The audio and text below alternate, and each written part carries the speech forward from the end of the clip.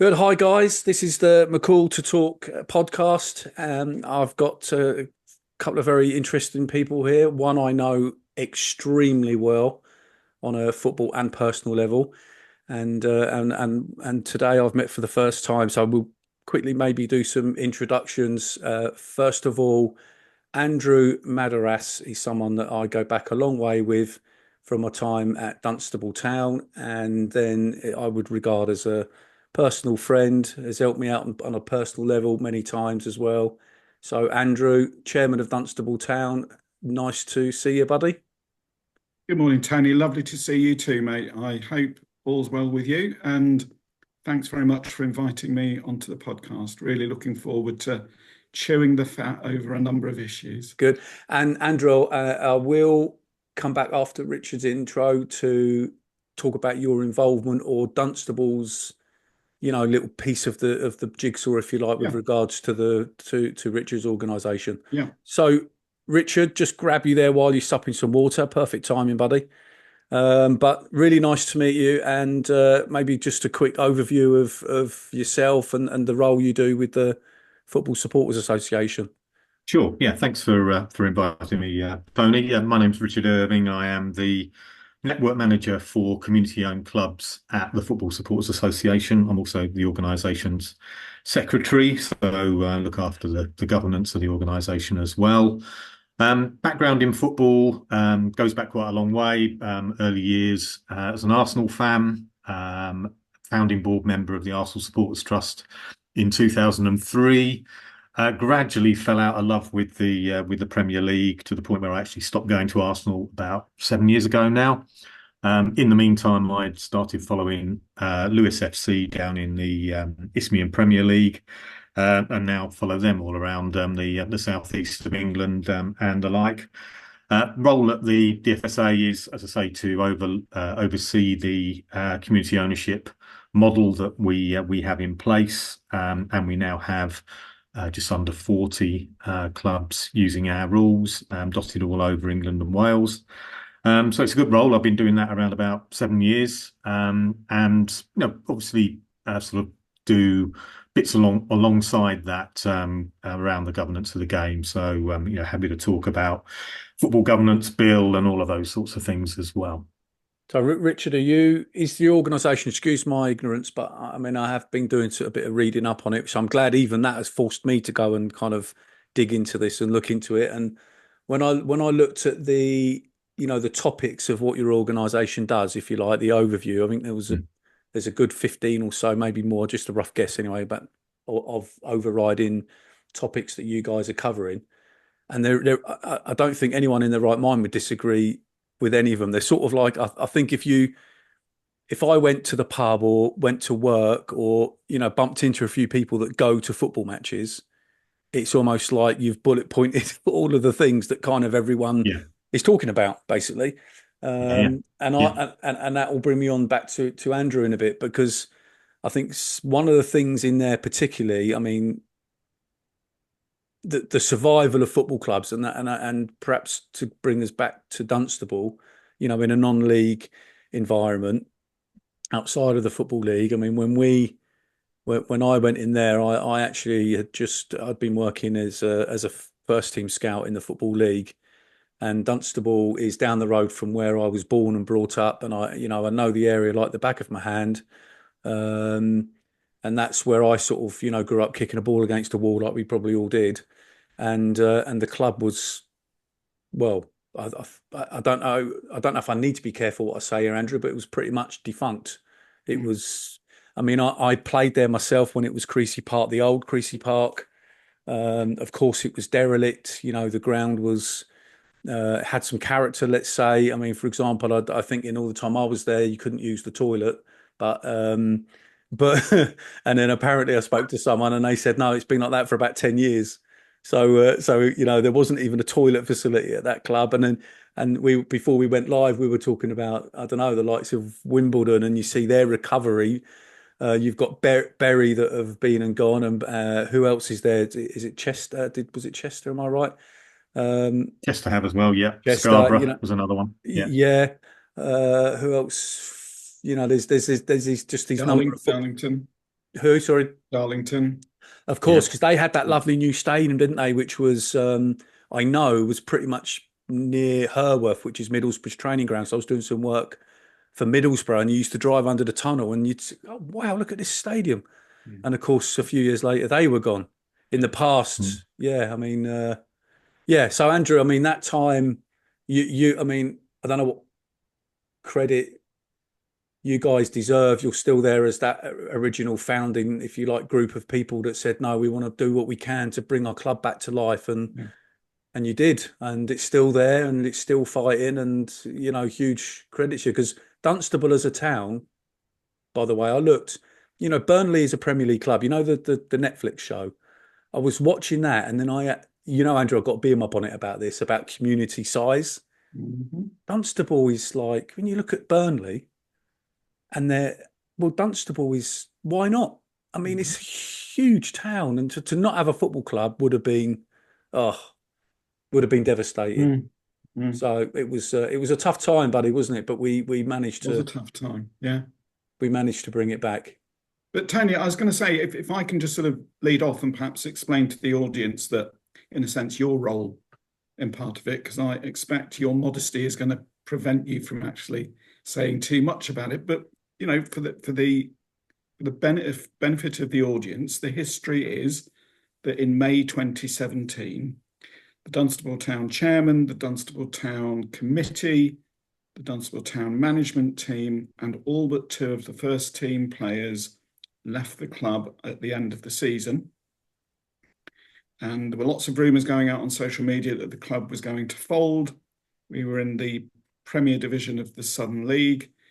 You know, you look at the club's history, and the likes of, you know, George Best and Jeff Astle, who have played for the club, Kerry Dixon. You know, as a group of supporters, you know, we decided that, okay, we will, you know, can't let the club die.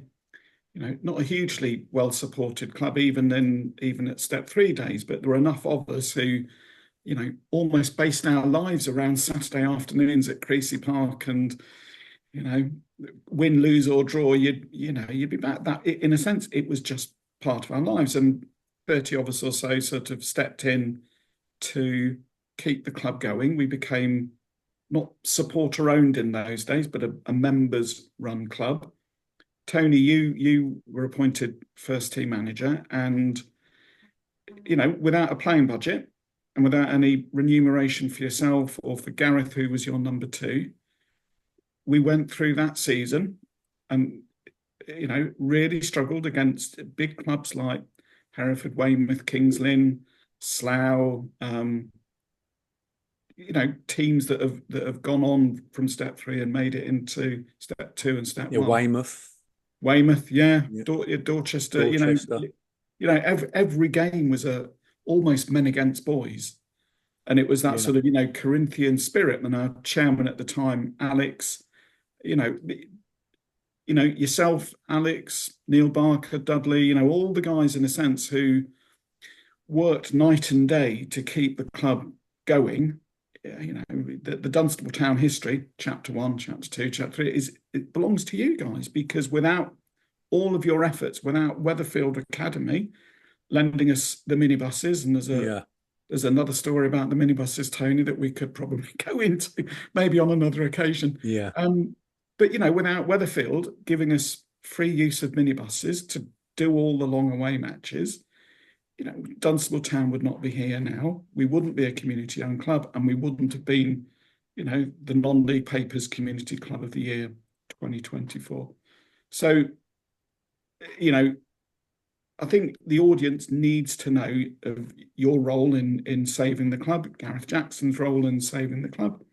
Again, because without you guys, Dunstable Town wouldn't exist anymore, and we wouldn't be doing what we're doing in the community. Yeah, no, thank you, so, Andrew. You know, whenever we talk, I always do like to remind you, Tony, that, you know, you have a very important part in the club's history, and yeah, we're grateful to you. Yeah, thanks, Andrew, and it does mean a lot. I mean, it was hard work. I remember when we emptied that first bag of balls, I mean, Richard, you'd think we were talking about the 80s here, but we was up on a 4G pitch, council-owned, training pitch with literally an open invite to anyone and anyone that could play football, basically, Yeah. to come down. Yeah. Now, I'd worked in professional football for 20 odd years. I've worked in development, youth academy, obviously first team, non-leagues. I've been around, so I think I'm not bad at identifying talent, but we needed people that, pretty much against most other clubs now, money tends to, what I see, be one of the biggest factors certainly in non-league, and obviously it goes right up to the top of the game. It's become more prevalent in non-league. It scares me a little bit, actually, because I always have this thing about define why you play. Now, my selling pitch to players was, I believe I can get the best out of you and take you to the best possible place you can. But there's no promises here. We haven't got a magic wand. And I know the reality of the game. I know the 0.5% stat, for example, from academies, despite them having links to 700 players. So it's extremely hard to make the grade. But that was my kind of pitch, because the only pitch I didn't have was money. We just didn't have Well, it. those two points that you both made around sustainability and money are absolutely at the crux of what we do, particularly within my network of community-owned clubs, because at the heart of their objects is sustainability. So this is not about sustaining the club for 1 or 2 years in the short term. This is in perpetuity. This is for your grandchildren, etc., and their grandchildren. We've seen, over the last, between 1995 and 2010, over half of the 92 Football League clubs went into administration. So we're close, perilously close to going out of business. It's leveled out now because there has been this realization that sustainability is incredibly important, because what does it do? When you mentioned Bury earlier, and that is an absolute case in point. They lost their football club. We set up a Phoenix club, Bury AFC. They've now changed the name back to Bury FC, merged with another organisation that took them back to Gig Lane. But for nigh on, getting on for a year, there wasn't a football club in somewhere like Bury, where there'd been a club since the 1880s. And people are beginning to realise, and I think as the society changes, there aren't there's no sort of power of the church. The unions are not so powerful. All these places, these social, societal hubs, have begun to diminish. The football club becomes more and more important, because it is the place, as you both said, that people go to on their Saturday afternoon, and Sunday afternoon, and midweek, and particularly at Dunstable, for example, does stuff pretty much 7 days a week now, and they are community hubs, and they are vitally important. And I think successive governments have gradually begun to realise that this is the case, and that they're forming a very, very important part of society, and community is thankfully becoming a word a lot more widely used, which in the past it seems to have been kind of forgotten. But the money side of thing, and it is a challenge. That does challenge the sustainability. I think you're right, Tony, about money coming in. I talk regularly to sort of step 5 non-league and step 6 non-league clubs, and money's beginning to creep into those levels, and that's dispiriting, to be honest. It is, potentially jeopardising some of these clubs. I think, Richard, and I know, like people might say, I mean, I'm 50 tomorrow, so that's a landmark. So if you'll make it through today, then that's me tomorrow. Many happy returns. Thank you very much. Yeah, absolutely, Tony. But sometimes when you reminisce a bit, I find working, because obviously we've got a chairman here, we've got yourself, Richard, with great background, doing work for the fans and survival of football clubs. But my background is, the managing and the coaching side. And, sometimes I think to myself, if I have a view which is a bit reminiscent of the past, then I'm actually called old school. People chuck that word in, old school. And I think, well, actually, some of the old school wasn't bad. For example, when we played because we just loved playing. It was never really about money. And I heard Kevin De Bruyne say recently, I know it's easy to say when you're getting 300 grand a week, but it isn't about the money. It still is today for him the fact that he loves playing football. I've seen as I've come through the leagues, and I've worked at all the levels of the football. So level one academies through to senior football in the Football League, been to thousands of games. Down beside me here, I've got reports on pretty much every football club and probably 50% of the players in there that I've either done something for. And then as you drop through the good side of it, this is what I would say for me, and I don't know how you feel. When I go to the grounds now, the grounds are much better, without question. They're much better maintained. The facilities are much better. The pitches are unbelievably better. I mean, Creasy Park is currently at step 5. The pitch it plays the team play on could be in the Championship. It is absolutely credit to the guys, because one thing you could never complain about, you want to play football, and well, there you go. There's a carpet of a football pitch. So the pitches, but even I've been to a few non-league games recently. I tried to take myself to through the National League. So I was at St Albans. I've been through, the Conference South, and then obviously into the Southern League. And yeah, much, much better. But the bit that I struggle with, and I think, and I don't mind saying this if you guys don't, there's an influence from, we've obviously got social media, which is great. And I love that we've modernized the game and it's more open to everyone, and people can feel like they can go to a game and connect themselves live. And that's only good because it promotes the club, and most of it is positive. But there's agents knocking around at a much lower level of the game, promising young people football careers, or that they know the answer and they know ticket. And here's why I've got a problem with it. I worked in the game at professional level, and I know how tough it is. And those players that don't make it up the top, so let's say Spurs and Arsenal, Richard, your old club here, the level 2 academies are waiting for those lads to drop off and pick those off.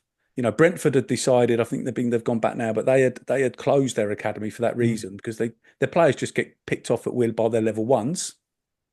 And so those players are coming back through. And then you've got the players in non-league that are excelling. And of the few, and it's not impossible. We had 5 we put back into pro football, which is a miracle. We had no budget and we put 5 back in. That rarely happens, not even one. So I really think for non-league, and this would be a message to the fans to get behind those lads as well, you have to go back to playing for fun and enjoyment. And part of that was camaraderie with your team. If you're at step 5, even step 4, the teams that seem to do really well. Do you remember Kings Langley, Andrew? They had a spell. They rattled through the leagues. They rattled through the leagues. And I always remember, because I know Richie Hanlon and Paul Hughes, lovely guy, 2 great guys. They had a great camaraderie. They took the lads through. There wasn't agents going, I can get you an extra 30 quid. I can get you an extra tenner here. I can get you a 40 quid here, ringing. So that's kind of where sustainability lower down. And I guess even in the Football League, I don't think I mentioned the player, but I saw a player nearly ruin his chances of getting into the pro club because the agent went kicking the door down of the chairman at this very famous football club, saying, I want this, I want this, I want this. And I just think, guys, before anyone went on to X Factor, or as it was, any of these kind of fly on the wall things that catapult people into stardom, the day before they was on that TV show, they didn't need an agent. But I think what you're saying is there's a sort of replication within non-league of some of the bad things that go on, or many of the bad things that go on at the top of the game, aren't there? I mean, we in non-league benefit a lot from overpricing of tickets in the Premier League, because more and more people are going to non-league games.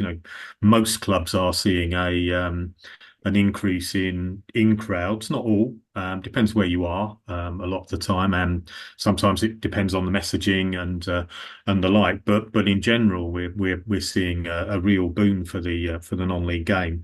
But it brings with it problems. It brings, as we touched on there, the money side of things.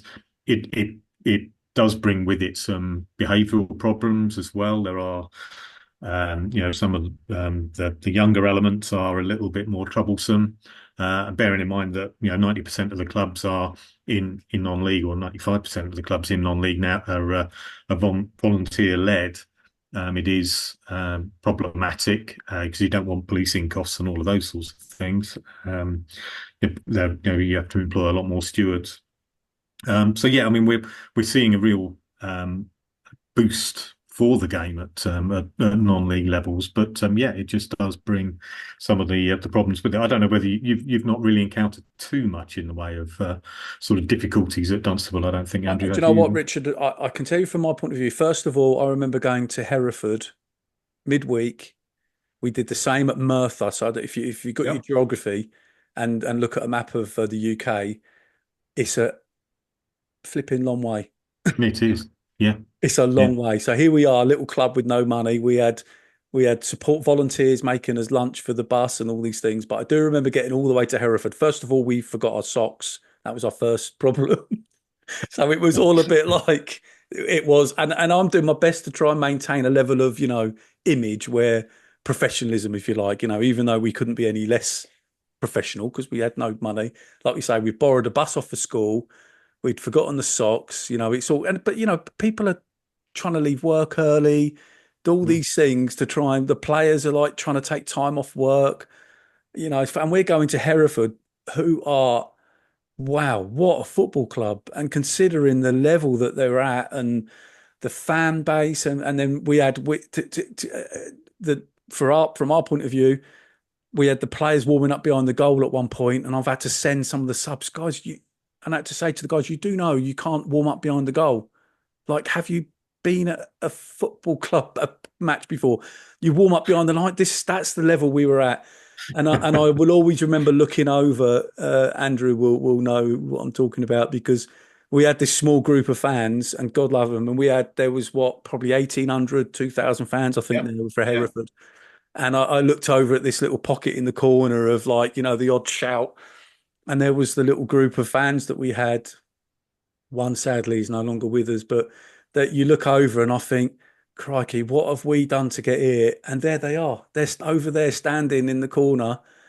And, but it was good fun. And those guys, they, lawyers as anything, and followed the club to all of that distance. It was quite remarkable, really. And that's where obviously needs applauding. And that's where I get a bit, and don't be wrong, I'm not anti all agents, by the way, because within parts of the game, they are needed. And also there are certain football clubs that actually, you need to protect the client as well, the footballer, because it's a short career. And when you're at that level, they've got mortgages to pay, they've got families and all these things. And everyone thinks everyone's rich in football, and they're not. They're not, so... So that I do get, but it just frightens me when there's this constant pressure on clubs to release more money and more budget for players. And what do you think about this, guys? Because you said about fans drifting out of some of the high ticket priced games. This is my opinion, so it doesn't mean I'm right. I think there's an element of the excitement value within the top end of the game that isn't there. Now, we've just seen a very exciting game, Manchester City versus Arsenal, but I'm right in my mind because it's my opinion. And if you disagree, you're right because it's your opinion. But it's my opinion that when I'm watching a lot of the Premier League mid-level games, I turn them off, because actually I just think the product has become a little bit wooden, like it's a festival of passing, which is what we used to do in training to help people develop. And I personally like to see attacks, people taking people on, getting to the byline, pulling it back, crosses, chances, goals, things that make fans stand up. A colleague of mine used to say, he's someone that just gets you out of your chair. Yeah. And do you know what? When I come down through the leagues, I find I tend to see more of that. Now, I don't know what your thoughts are on that, Richard, but the product generally is kind of I find it's a bit more exciting when you come down the leagues, the game to watch. Yeah, I think it's, I haven't watched a Premier League game in its entirety for a long time now. But what I would say is, so I'm not best placed to comment, but what I would say I think is that if you look at the way that the Premier League finished last year and the way that it finished the previous year, it's pretty much identical, wasn't it? Obviously with different teams being relegated, etc. So you can pretty much predict how it's going to finish. And if people are happy with that, then fine. But I would say that that's a recipe for disaster when the competitive balance goes out of the window. And I totally agree with you, Tony. I think the further down you go, I mean, majority of the football I watch is step 3 and below. And you do notice when I'm at a step 6 game, you do definitely notice the difference in quality as you go up. But I honestly think it is getting better. And as you say, that's linked into the facilities and the like as well. So there's all sorts of things improving, most certainly. So and that is why, going back to my previous point, is why more people I think are coming along. So I think the unpredictability, and I could not tell you in my league in the Isthmian Premier this season. I mean, Lewis are top at the moment, and that's a surprise because we got a completely new team, new manager, and a manager actually from 2 steps below. So we did not expect to be top of the league, and that's the beauty of it. I could not tell you how that league would finish at the start of the year. I don't know whether you could do that with Spartan South Midland. Andrew, could you predict who was going to be at the top? Yeah, I possibly, but I could be very wrong. But I think there is one team, MK Irish, I think, who are exceptional. Were exceptional last season. Fell away a little bit towards the end, and although they got into the playoffs, didn't get through the playoffs into the final. But I think unless they fall off again this season, I just think they're pretty exceptional, and it shows the value.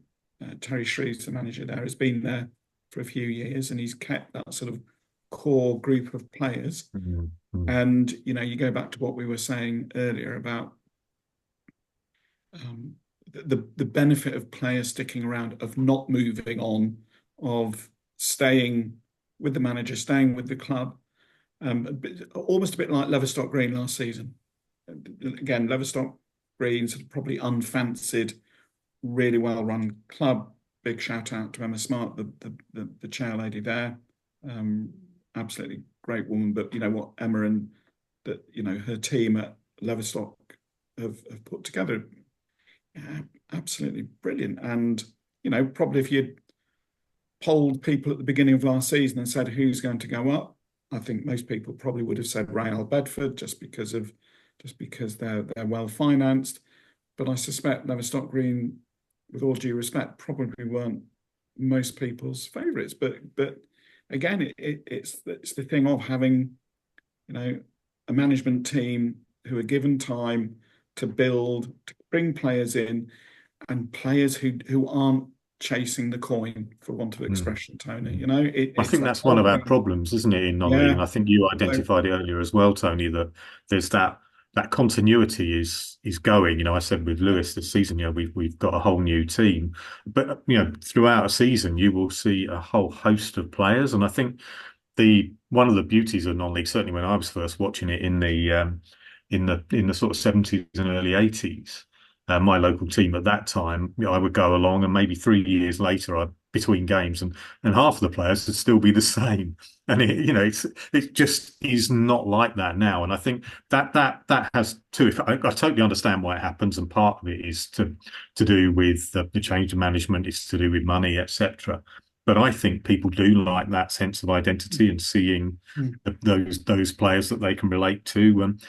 Going along to see my team this year, and there's one player from last year, it's a bit of a struggle to sort of build any form of familiarity with these people. Yeah. So it's the big a very problem, changed game, isn't it? Yeah, and what we witnessed ourselves, and I think it happens pretty much every year. So this is a kind of like this. Some teams, let's say, they kind of budget for their desire to go up, let's say, or for success. And then when that isn't realised because of Andrew's club is very, very well run. You know, there isn't this kind of volatile. Even when I was there, we didn't have any budget, no money. Then that's it. You know where you stand. When a little bit trickles through, there's kind of like a plan for the season. So there's no kind of, and actually you talk about integrity, and I've seen this myself even with other managers at Dunstable. Sadly, my assistant when I was there took over and recently, unfortunately, passed away. God rest his soul. But when I was watching it from afar, I still didn't see the volatileness in the financial structure. So good, bad, or indifferent, the budget was the budget, and it stays. And I think that maintains the sporting integrity. Now, I don't think that happens across the board, because you see clubs that will get 2/3 into a season and realise they can't do it, Yeah. and then they pull Not the the budget. budget Yeah. pull the carpet from under the squad, Yeah. and then there's a mass exodus of Mm. players. Mm. That really, I wished from a fan's perspective, because the fans must hate that of all clubs, because even if you're turning up to play now, they're under 16s or what have you, or development squad, or that both sets of fans must be like, well, what am I paying for? I've just paid Yeah. 20 quid on the gate, you know. And actually, from the sporting side in me, I want to compete. There's no point having a boxing match between a heavyweight and a lightweight. You know, I want to see a good sporting matchup. Mm. And I wish there was something, Andrew, but particularly, I guess you see it again without naming the clubs, but we see it every year.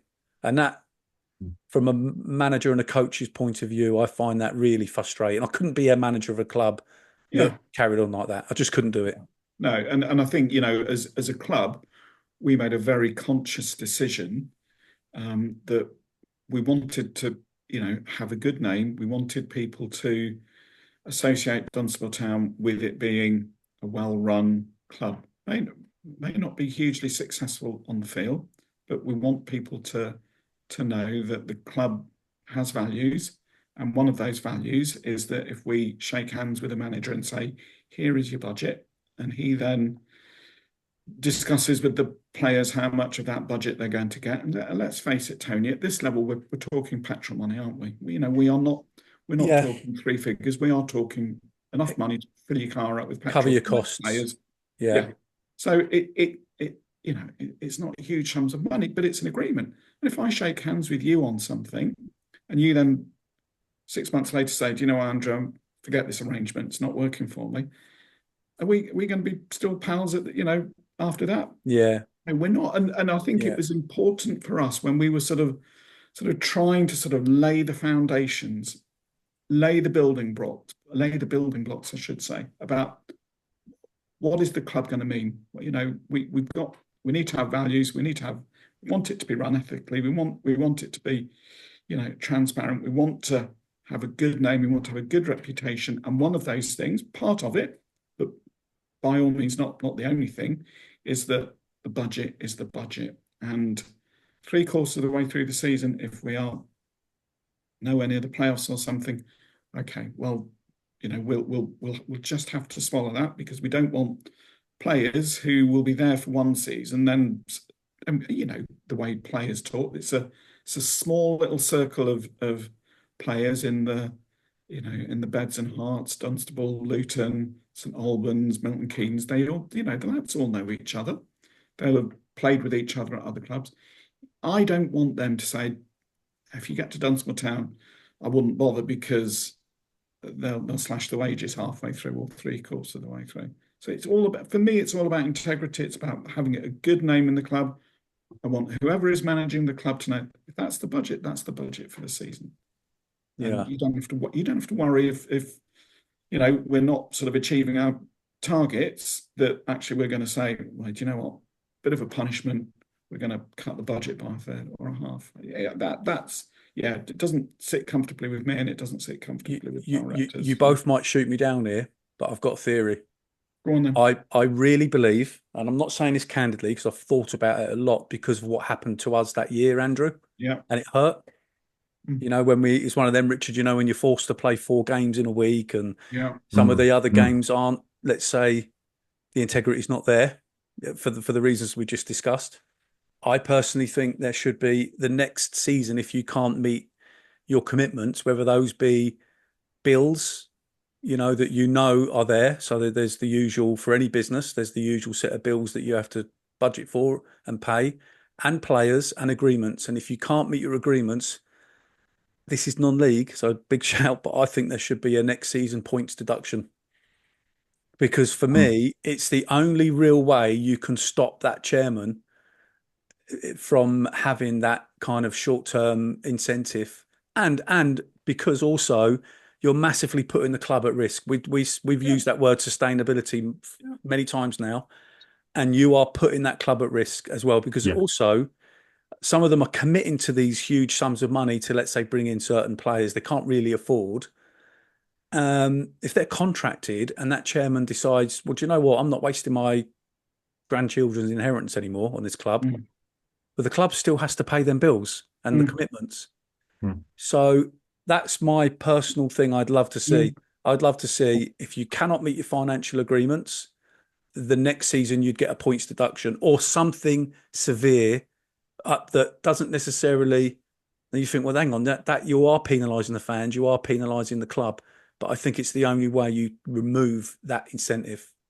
I think we at the FSA, I mean, we are obviously totally backing the football governance bill.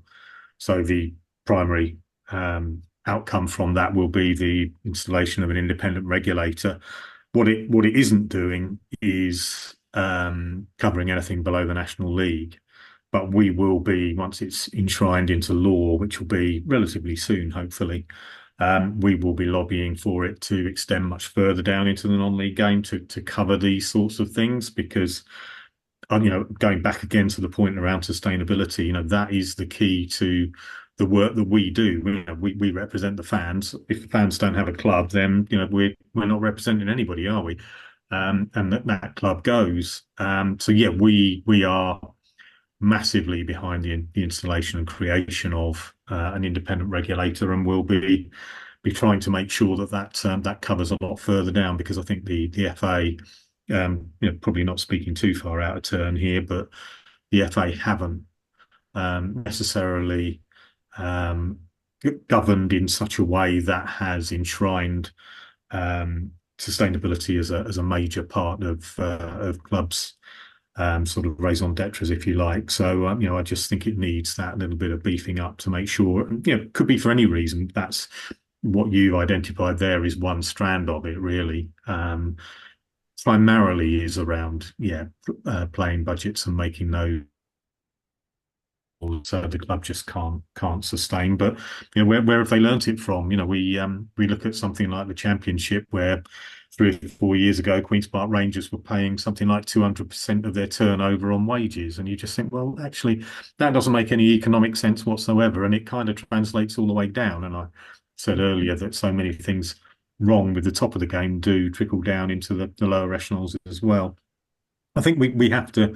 The reason that we champion the community-owned model so much as well is not only around the sustainability, but the change of attitude, the change of the type of people running football clubs. I deal with every day with people that have never been near running a football club previously, but because they're with very like-minded individuals in their communities, they are finding it very, very fulfilling, but also giving something back to their communities as well. And what we've and I may contradict you a little bit with some things that you said earlier around being a bit old school. Well, there are some old school things that actually are very, very good and should be retained. One of the old school things that we do need to get rid of is, without question, the idea of a chairman, and he is a man in 99.9% of instances. Obviously, Andrew referred to Leverstock Green earlier, where it's different. But this idea that there's a chairman who has limitless amounts of money to, he wears his sheepskin coat and has a big cigar and has limitless amounts of money to put into his football club, and we've got to get away from that. This is, this is the 21st century. There are all sorts of people running our football clubs from all sorts of backgrounds, and that's what we want to encourage, because it makes it an absolutely vibrant and diverse place, and brings in people that from all sorts of backgrounds that have never been involved in football before, and can understand and share that joy that the three of us have enjoyed over many years. So it's a real interesting change to to get away from some of the old bad things, retain some of them, because people love, like you said, Tony, they love the old grounds, they love the old school feel of it. But we need to do more to get more people in, and very different people in, because if you start thinking differently, and Andrew's seen this at Dunstable, he's brought people in and had people on his board that think in very different ways, and that is so important to, one, engaging with wider aspects of the community, and two, making getting ideas in that will make the club sustainable in the long term. Yeah, I think you make some very valid points there, Richard. I think I would say I would agree with with all of that, and because we all don't do things perfectly, I'm humble enough as well to say that during that time at Dunstable, even myself, you become so fixated with what I'm trying to achieve. Because bear in mind, when you're a manager as well, we talk about players wanting to move on, but I'm kind of in the back of your mind to a degree. I mean, this is quite personal now, but sometimes you're standing in the dugout and you're watching your whole career fall apart in front of your eyes. Mm. And I mean that, so, and sometimes as a manager, you're the top guy, so everyone else has the kind of can have a meltdown, can have bad times, can have difficult days. But when you're the manager, it's deemed that you're the one they go to. But where does the manager go? Now, to be fair, Andrew and Neil, and prior to them, Alex, were terrific people. But kind of like we're all learning a bit together, because this was like a fresh journey for all of us. And there are them times where you just, I'm thinking I've got to get, if this club gets relegated, or if I don't get them promoted, I don't know if I'll have a job in football again. And at that time, I don't really have anywhere else to go. And so we talk about, I think, the bit I was starting with is not being so good at. My thing that I wasn't so good at times was engaging with some of the fans, and the reason that they were coming, because I was so fixated on my own journey and that of the players. I think what you've identified there is, and Andrew's club in particular is very good at this, is the support networks. So if you've got a proper structure of your football club, you will have the various parts of your board that are responsible via committees, etc., for various parts of that club. And so you should be reporting in as the manager to certain individuals, etc. But also, what I think we have struggled with in football for many years, and as I say, they're being addressed at Dunstable, is supporting people that are having problems and the like. It's a much wider issue than, the manager will come under pressure at times when results aren't going their way. So there should be support for him or her, but it's also all the other people involved at the club as well. It could be the kit men, the physio, the chaps doing the teas or whatever. Could be absolutely anything. But it needs that structure. It needs people, something in place so that people can go somewhere with their problems. Because if you've got problems at the club, then it's quite likely that somebody else at the club has also got problems and they need to be addressed. And it's all about that inclusivity and bringing people in to assist. And Andrew, you've done it really well at Dunstable, haven't you?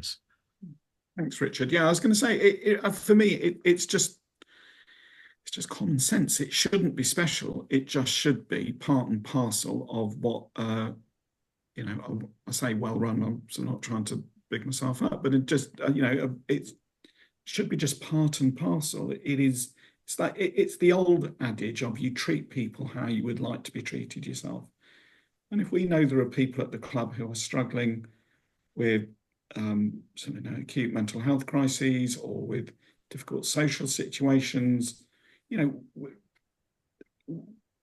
we will always try and make sure that they're safe and that they're well, and that they've got a support network around them. And that's just part and parcel of just being a decent human being. And again, I go back to what I was saying about what we wanted for the club and budgets. We wanted people to associate Dunstable Town with being a decent club. Tony, I remember sort of chatting to you a few weeks ago, and Richard knows this story as well, but January I sort of went off for some winter sunshine to Morocco for 10 days, did a little tour of the Sikhs and the Medina, and you got chatting to a guy who was really into his football, lived out towards Norwich. And he sort of said, what do you do? And I said, oh, retired, etc. I was a nurse for 40 years. And he said, well, yeah, what do you do now?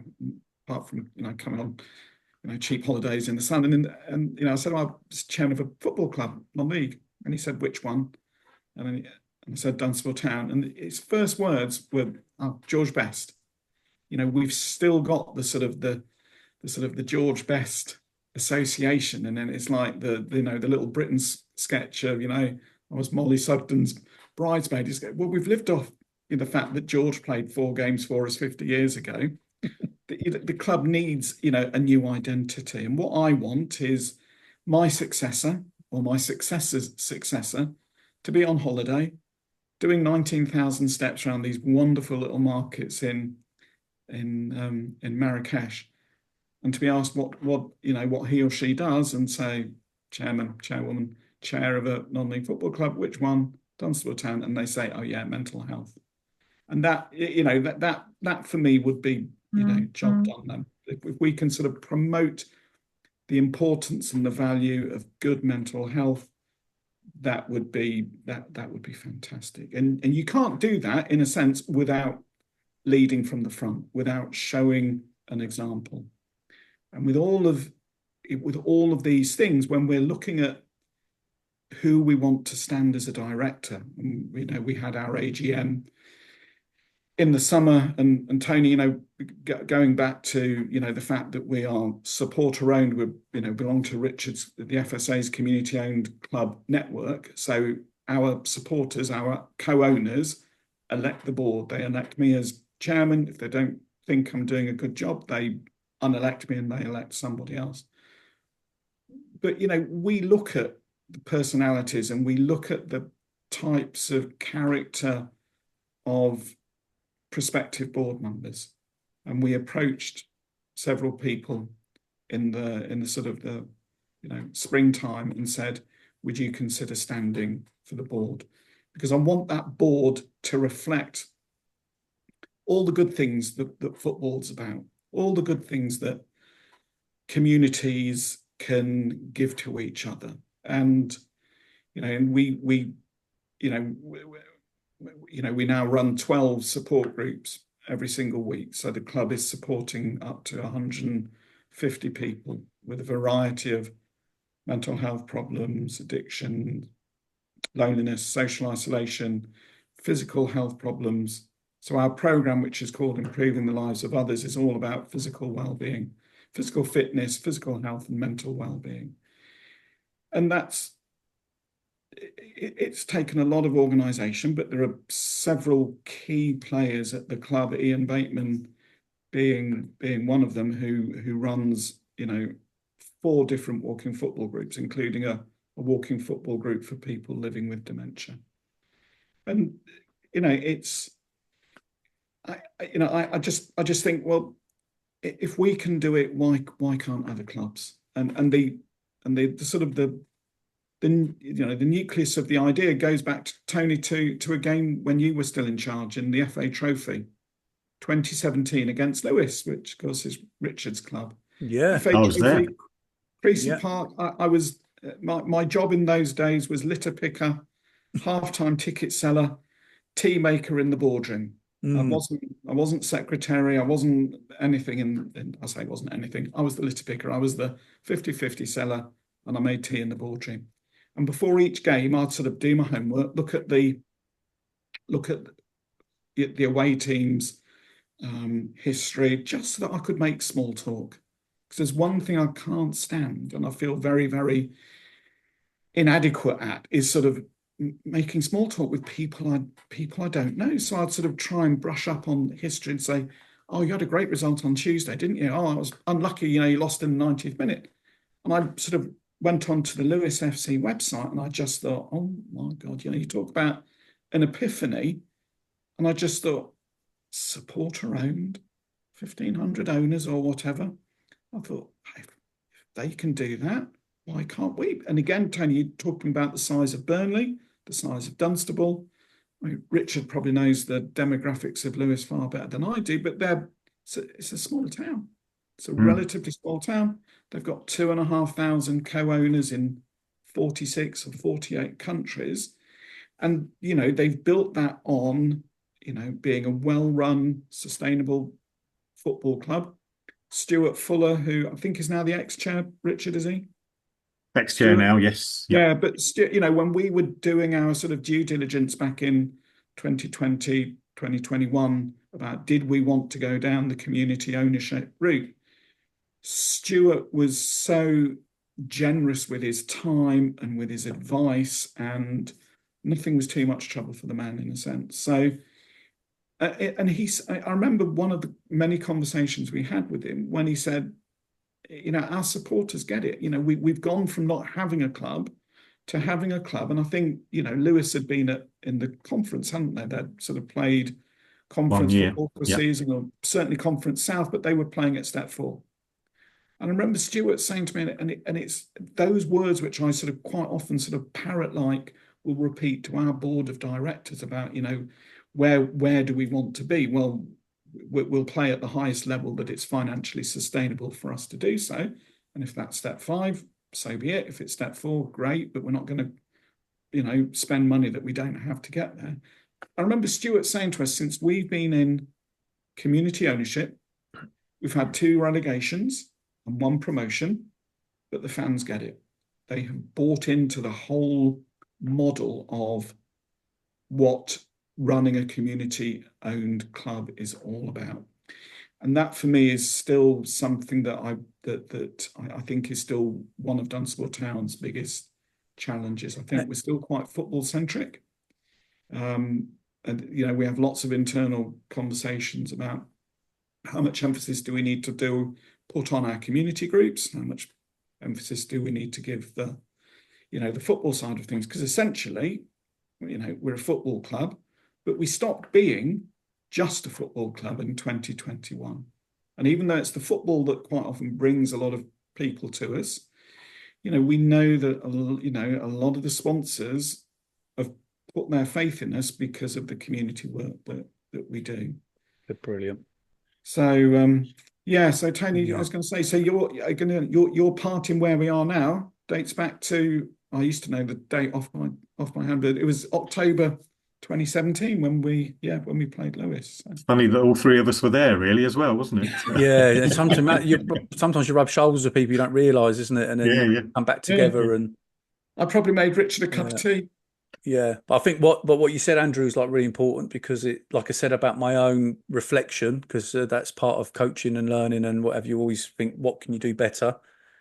And when you put it so perfectly there about it being more than a football club, it was only actually, believe it or not, when I came back a few times and got talking to some of the people, that I remember, was it the elderly gentleman, Colin was his name?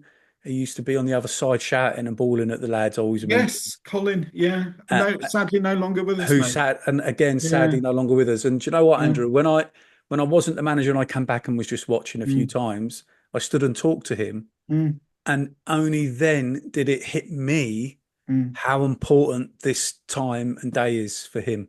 Yeah.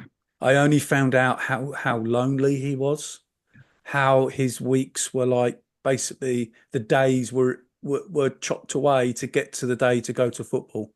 Yeah. And Andrew, I never realised. I was in the dugout fixated by what was going on there. Yeah. And I didn't realise the power of everything you've just said, of what this means to people, that isn't just football. All I knew was I'd be rolling my eyes when he was shouting, come on. He was always in when he had such a loud Yeah. voice. I always Yeah, remember him. I was going to say, so when I first started coming to Mm. watch Dunstable Town, and Mandy, my middle daughter, used to come with me, we just knew Colin as Width because that's what he'd shout. Width. That's it.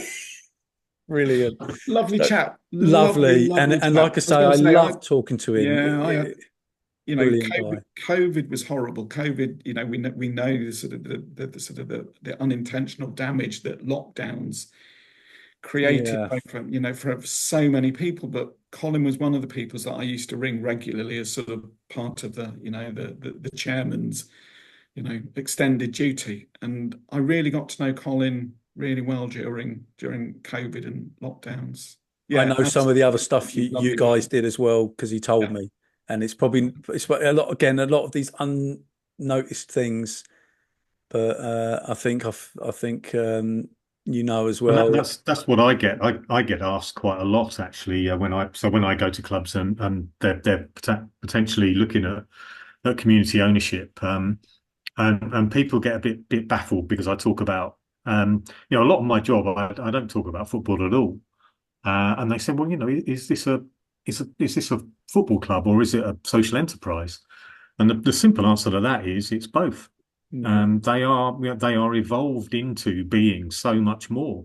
Mm. And Dunstable we talked about obviously in prime example, but so many of our clubs are doing so much more for their communities now than they ever did, and they're using those places as the community hub. And I think what you say with the guy that you both came across there is that you don't know what people's backstories are. You just don't, and you don't realise quite how important the club is. I know guys at Lewis that it's the absolute pinnacle of their week. It is the most important thing that happens. And by the same token, it's also very interesting that again going back to the idea of the diversity of the crowd and the like. And that example I always use is that you could very easily be stood on a football terrace next to the CEO of a FTSE 250 company. On the other side of you would be the local roofer or the local Yeah. local chippy or whatever. Yeah. And they're perfectly happy chatting away with each other. Yeah. And that where else in society do you get that? These are the people that what Andrew's saying around running in the football club as well. So you can the local roofer is going to be extremely useful, of course. And funnily enough, the FTSE 250 CEO might have a few things that he or she can bring to the table as well. Yeah. And that's and when I always remember when I first went along to Arsenal to talk to the then managing director, a guy called Keith Edelman, when we first set up the Arsenal Supporters Trust, and he said to me, no word of a lie, he said, quite frankly, what do supporters know about running their football club? And I looked at him and he was a guy, he worked for Guinness and people like that. And he was absolutely clueless about running a football club, to be perfectly honest with you. And I was sat next to three guys. One was a trade union official. The other was a vice president of one of the big city banks. And the other one was a lawyer for the second largest legal practice in the country and a managing partner of one of those. And I thought, these guys probably could run this football club quite well. I was a complete imposter. It was real imposter syndrome for me. Yeah. But guys alongside me were absolutely top notch. Yeah. And for somebody to say that, and I still hear it. What do supporters know about running a football club? Well, I'm sorry, they know absolutely everything about running a football club. And the guys that own like airlines and huge brands that we know of that have gone into football clubs and seemingly lose all ability or business acumen goes out the window. It does.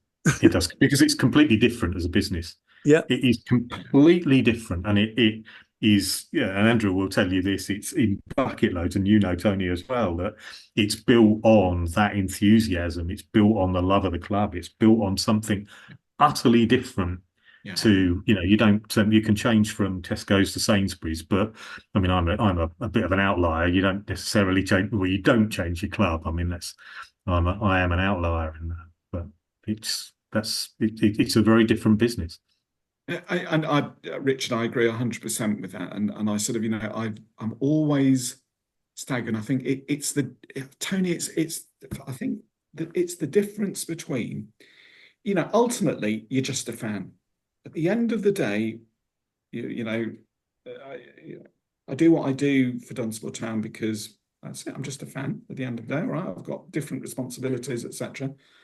But at the end of the day, when the supporters decide Andrew's had his day, it's time he moved on, I'll still go and watch the matches. I'd still be there with my season ticket and my flask and, having a moan.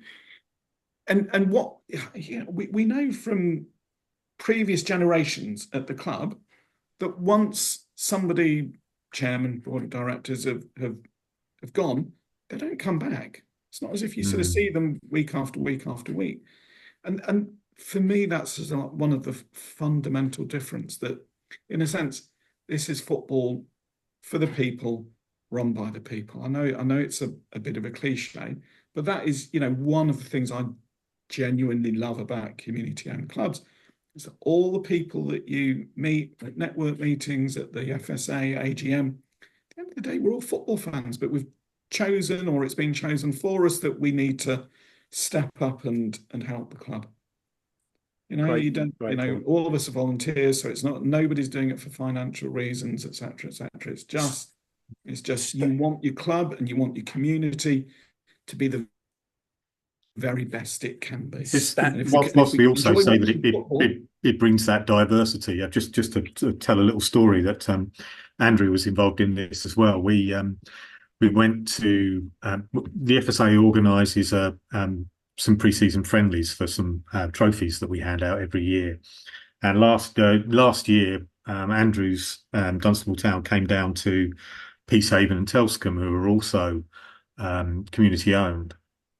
And it was a bit of a strange day because Andrew's coach broke down on the way to the game, so the game kicked off late. But we were all in the clubhouse afterwards, weren't we? There were four of us having a chat. Yeah. And so the guy that's now the chair of Peacehaven, Andrew, one of my colleagues from the FSA, and myself, and we all discovered that we were individuals that went to live music a lot, and the sort of history we were all knocking on a little bit. Sorry, Andrew, bit rude.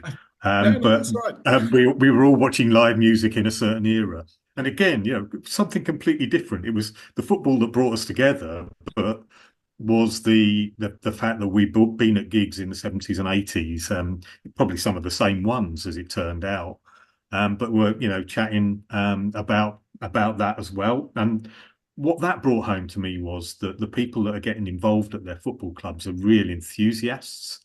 And if it's not only the football, they're enthusiastic about other things in their lives as well. And it's that sort of individual that it attracts in, I think, just people that do things. And that's seeing the two chairs of the football club at that point, these guys were and are real doers, and that's that's again the other thing that it does provide. Brilliant, fantastic, and standout thing there before one last one to close off. But that has hit me, that Andrew, what you said about you're right about the chairman. You think you go right through the football league. That says everything to me. You're so right. That when it's done, they're gone. Yeah, I stand out. That's really, I think that's struck me. That you're so right about that. I think Richard. But I think that probably goes into the some of these people are sort of hounded out of clubs, aren't they? And that's something that and I've seen the other side of that as well, Richard, because when I spent most of my career, if I'm at a game, I'm typically not giving it the ego here. I come from a council estate in Luton, but I've ended up in the board, in the board of directors seats because of work, basically, and scouting and things like that. So I was privy to a lot of conversations, and I've sat in those seats next to or near the directors, and you can hear it. Sometimes you sit in the ground, you think, can they hear them going, get out of our club, calling them all the name, when the chairman are getting it? Because I always think to myself, when I hear that, I look down at the manager and think, oh, you're getting it. See, because he don't want to hear that. And that means typically the manager's kind of next. But yeah, that when you're sitting there, you hear a lot of that, and sometimes I've also heard, and the relationship with chairman where they're like, "Well, hang on, I'm giving away £2 million a year of my children's inheritance here, and you're having a go at me." So you get kind of, I've had both sides of that, if you like. But anyway, but you're absolutely, both of you are absolutely But spot the on. point there is community ownership means that they don't have to do that. So Exactly, yeah, and that's the yeah, game. That's where we want the game to get to, so that yeah, yeah. is money. And you're Yeah. That's got to absolutely be the spot way on, because forward. that brings back the sustainability. This is exactly the point. He shouldn't be having to hemorrhage 2 million a year to out of his No. inheritance. No. So look, what guys, what I would like to do is I want to finish up. I can't not cover this topic because and very quickly, and it's a congratulations, because when I go through your website, the Football Supporters Association, the standout thing there was this breakaway league for me, because I think at the top of the game that was about to ruin the very fabric of our football. Mm. And I've travelled around Europe as well with football, not really further afield, mostly Europe. And I would ask you or anyone else to name me the top 10 clubs in the Netherlands. You'll all get to about 6 or 7, and you'll start to pause and think. The same if I go to Germany, you might name a few more. And if you go to Belgium, you'll name 6 or 7, and so on and so on. You get my point. You start to have a scratch your head around, before you get to double figures. England, without question, has got the biggest, most powerful, and well supported pyramid of football in the world, bar none. It is absolute. And the one thing that, okay, about the pride kicking in and all the thing about the creation of the game and what have you, that part there has never changed.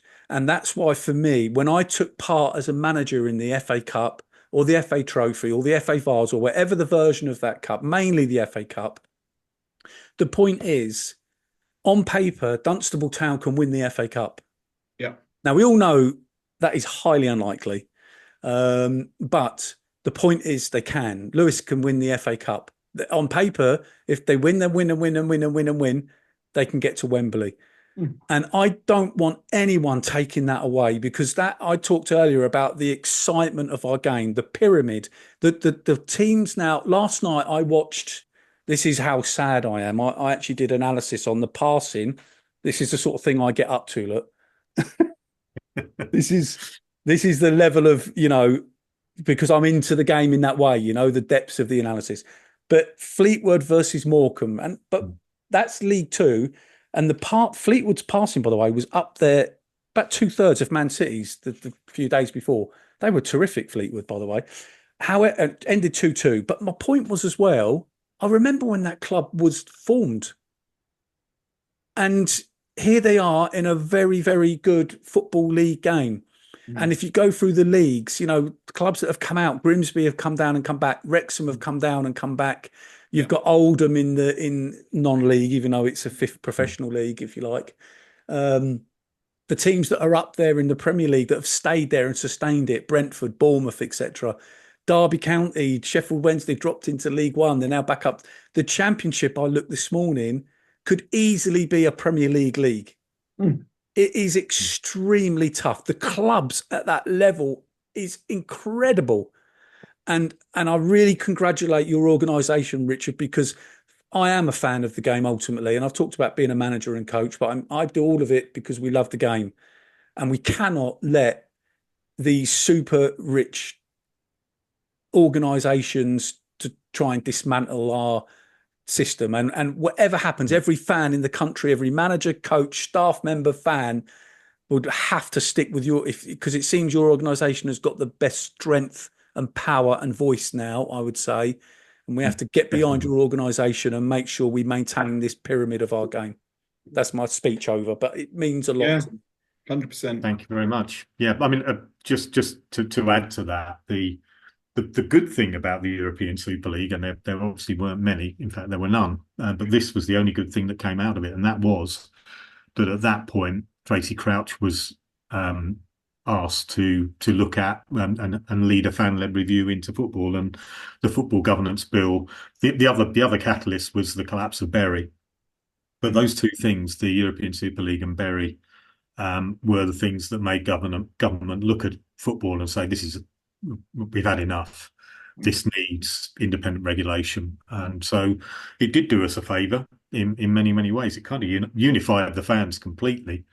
And as you say, probably will lead to a solidification of the of football sort of moving forward and actually strengthening the pyramid going forward. So they thought it was, they thought it was doing themselves a favour, but actually it did us a massive favour as fans, I think.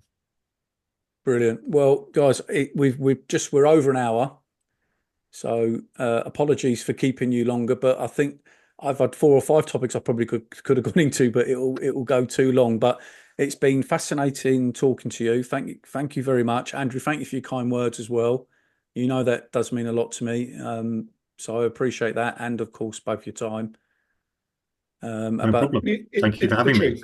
It's the truth, and we sometimes, all of us, just need that sort of little bit of, a reminder of, actually, do you know what? This was the reality. There were, a whole load of different things going on for yourself and for other people, but what I said was, it was true, accurate. Bless you. As always, guys, if you could stay on for 2 minutes after, but I'm just going to end this now. So thank you for listening to the McCool to Talk podcast. And also, I guess, Richard, it'd be remiss of me not to. I mean, website. Can people look at in more depth? Yeah, can they join? get onto the website. You can join the FSA for free. Just as far as one thing that supporters can do is, as far as the football governance bill is concerned, if you can lobby your local MP to make sure that it goes through Parliament, that would be of great help. Superb. Guys, thank you very much. Be great to catch you at a game soon. All the best.